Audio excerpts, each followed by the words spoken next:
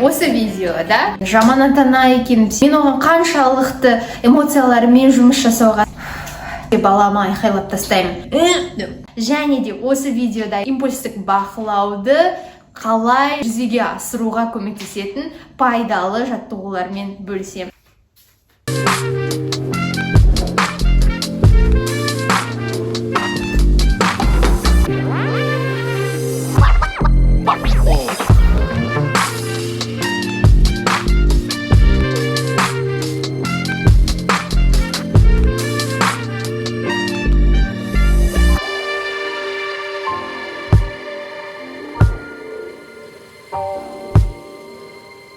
Мынау менің триподымның орнына.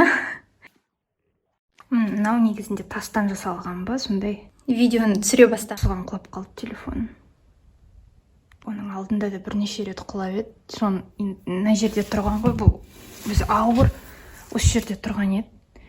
Сөйтіп осыған жоғарғы қабаттардан осы жерге тарс етіп түсті. Құдай, телефоным-ай. Бұл телефон әрине мен осы YouTube'ге арнап сатып алған едім. Енді білмеймін, енді жөнделетін шығар деген үміттемін. Телефонды түсіріп алып, экран сындырып алғаннан өзімді қоярға жер таппадым. Сөйтіп баланы оятып, барып осы жақын маңайдағы телефон жөндейтін сервис орталығына бардым да көрсетіп келдім. Жалпы аман сау сияқты, жаңағы кісінің айтуы бойынша, тек қана қорғаныс қабаты ғана сынған сияқты. Енді ауыстыру керек, осы қорғаныс қабатты сол кезде нақты белгілі болады. Бірақ енді жүрегім орнына түскендей болды. Сонымен бастайық. Сәлем, Шамшырақ каналына қош келдіңіз. Есімім Нұрбақы, менің болдырғаным Едіге, 28 айлық бала. Осы видеода бала сізге айқайлауы жайында сөз қозғаймыз. Барлығымыз үшін балаларымыздың бізге айқайлап сөйлесуі, шыңғыру сәттері өте қатты ауыр, қиынға соғады. Және де оның барлығынан өту үшін осы видео сізге пайдалы болады. Баланың шыңғыруы неліктен сіз үшін сондай ауыр және де қиын соғатынын нейроғылым түсіндіре алады. Кез келген жағдайдың шешімін табудың алдында сіз сол жағдайды түсінуге тырысқаныңыз дұрысырақ. Сонымен сіз не үшін қиналасыз бұндай сәттерде? Себебі сіз айқай, шыңғырық естіген сәтте сіздің миыңызда дабыл қағылады. Ал ол дабыл қауіп төніп тұр, саған қауіп төніп тұр деген белгі береді. Сол сіздің белгіңіз миыңыздың сізді қорғап қалу үшін режимді қостырады. Сөйтіп сіздің реакцияңыз немесе қатып қалу болады, ешнәрсе жасай алмай, немесе сол реакцияға сіз күресу, яғни айқайлап жатса, сіз одан сайын айқайлап, оны басып тастауға тырысасыз. Яғни сіз осылай күресесіз. Ал балаңыздың осындай сізбен айқайлап, шыңғырып сөйлесу барысында, сіз сол оның айқаймен жауап беруден басқа амалыңыз жоқ болса, сіз солай жасайтын жалғыз ғана адам емессіз. Балаңыздың хаосына хаоспен жауап беріп, яғни айқайлап жатқан кезде сізде оған айқайлап тастап, одан кейін өзіңізді артынша кінәлі сезініп, нашар ата-ана ретінде сезініп қалуыңыз әбден мүмкін. Мен сізге айтайын, жоқ, сіз бұлай жасағаныңызбен нашар ата-ана болып қалмайсыз. Сіз нашар ата-ана емессіз. Сіз жай ғана адамсыз. Бұндай болып тұрады. Ешкім мінсіз емес. Тіпті мен үшін де өзімді ұстау өте қиынға соғады. Мен оған қаншалықты эмоцияларымен жұмыс жасауға тырыссам да, көптеген осындай шыңғыратын сәттерінде олардың барлығынан өту қиынға соғады. Бірақ әйтеуір күнделікті өзімді бірінші алға қойып, йогамды, медитациямды жасаудың арқасында, және де осы бүкіл шаршау, эмоционалды шаршау күйімді сыртқа экологиялық түрде шығаруымның арқасында солардан аман сау шыға аламын. Балам маған айқайлап жатқан кезде, менің ресурсым толмаған кезде, болды мен моральды тұрғыда шаршаған уақытымда, мен де балама айқайлап тастаймын. Артынша өзімді кінәлі сезінемін. Сөйтіп баламнан кешірім сұраймын. Бірақ сонда да мен жұмыс жасауымды доғартпаймын. Бұл ретте импульстік бақылауды жүзеге асыратын белгілі бір жаттығулар көмектесетінін сізге айтайын. Балам маған айқайлаған кездерде 100% мен айқайламаймын деп айтпаймын. Мен 99% айқайламауым мүмкін, бірақ 1%-ында мен ресурсым толмаған кезде, моральдық тұрғыдан шаршаған кезде мен айқайлап тастауым мүмкін. Сол кезде мен бірден өзімді кінәлі сезінемін, артынша өте нашар сезінемін, жаман ата-ана екенін сезінемін. Бірақ бұның барлығы қалыпты жағдай екенін түсінемін де, артынша мен жаңағы қайтадан баламмен және өзіммен жұмыс жасауға тырысамын.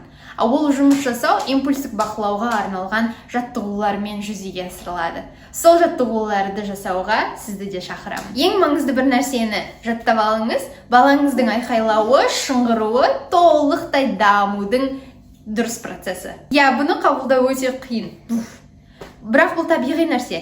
Бұл қалыпты жағдай. Балаңыз айқайлай ма? Бұл қалыпты жағдай. Өйткені баланың миы дамып жатыр деген сөз. Балалар не үшін айқайлайды? Біріншіден, қуанышты сәтте сезініп жатқан кезде, немесе мұңайып, қайғырып жатқан кезде, және де үшінші, олар жай ғана осы айқайлауды тәжірибелеу үшін айқайлайды екен. Сонымен сіздің балаңыздың миы айқайлауға, шыңғыруға құмар. Бұның барлығы табиғи құбылыс, табиғи процесс екенін түсіндік. Сонымен осы айқайлауды қалай бақылауда ұстай аламыз? Бұған тек қана миды шынықтыру арқылы қол жеткізуге болады. Бағана мен импульстік бақылау деген терминді пайдаланған болатынмын. Бұл импульстік бақылау дегеніміз баланың ұрып соғуы немесе айқайлап шыңғыруы. Баланың осылай айқайлап импульстік бақылауының негізін қалау үшін осы импульстік бақылауды практикалау керек. Ол қалай? Біріншіден, дауысты қаттырақ шығару. Баламен бірге әдейі дауысты қаттырақ шығару керек. Екіншіден, одан кейін дауысты төмендету. Яғни сыбырласып сөйлесуге дейін жеткізу. Неге бұлай десеңіз, өйткені балалар шын өмірлік тәжірибе арқылы жақсы барлығын қабылдап үйренеді, түсінеді. Алдымен дауысты көтеріп, одан кейін төмендетіп тастаудың арқасында бала шудың деңгейін байқайды. Содан соң оны бақылауда ұстай алатынын түсінеді. Уақыт өте келе, осындай жаттығулар баланың импульстік бақылауына расымен де қол жеткіздіреді. Бұның барлығы мен сізбен бөліскім келген жаттығулардың жалпы ортақ картинасы болды. Енді біз нақты сіздің не жасау керек екеніңізге көшейік. Шын өмірлік мысал ретінде балаңызға ән айтып беріңіз. Әнді алдымен осылай дауысты қатты жоғарылатып айтыңыз, содан соң даусыңызды төмендетіңіз. Сәне, can I sing you a song? Loud and quiet, loud and quiet, loud, loud, loud, loud.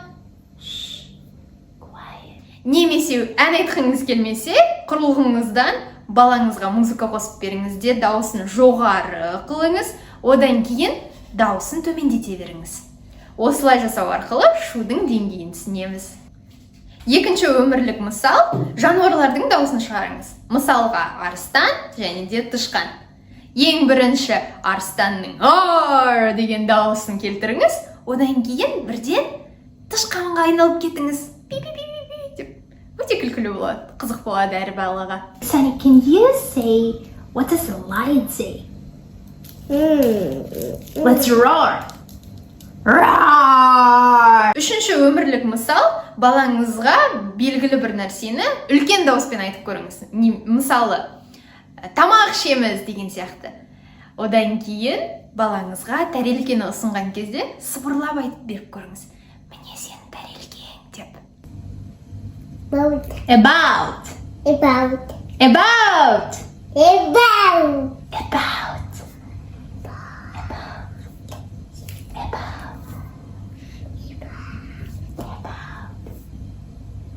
About.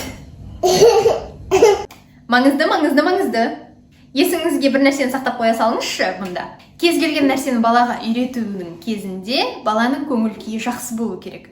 Бұл үлкен критерий. Бала тек қана көңіл күйі жақсы кезінде, тыныш кезінде, сабырлы кезінде бір нәрсені үйрене алады. Ал бала мазасыз болып жатқан кезде, жылап жатқан кезде, бір нәрсені бүлдіріп, одан кейін сіз оған бір нәрсені үйретуге тырысқан кезіңізде, баланың миы еш нәрсені қабылдамайды. Еш нәрсені үйретуге тырыспаңыз да. Балаңызды кез келген нәрсеге үйрету кезінде, ол сабырлы, байсалды, тыныш, жақсы көңіл күйде болуы шарт. Сонымен сіз балаңызбен осындай ойын жаттығуларды оның тыныш қалыпты күйінде, жыламаған күйінде жасайтын болсаңыз, сіз балаңыздың миының белгілі бір осы импульстік бақылауды жүзеге асыратын бөлігін дамытасыздар, шынықтырасыздар. Өзіңіз көз алдыңызға елестетіп көріңізші. Бұл мидың осындай үлкен ауыр штанганы көтеруге тырысып жатқандай.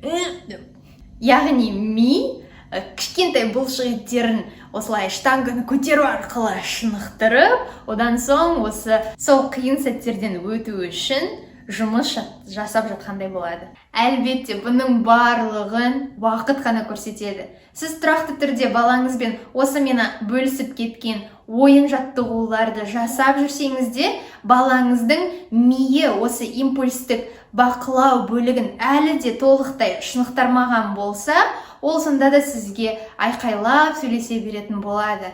Сіз балаңыздан және өзіңізден мінсіздікті күтпеңіз.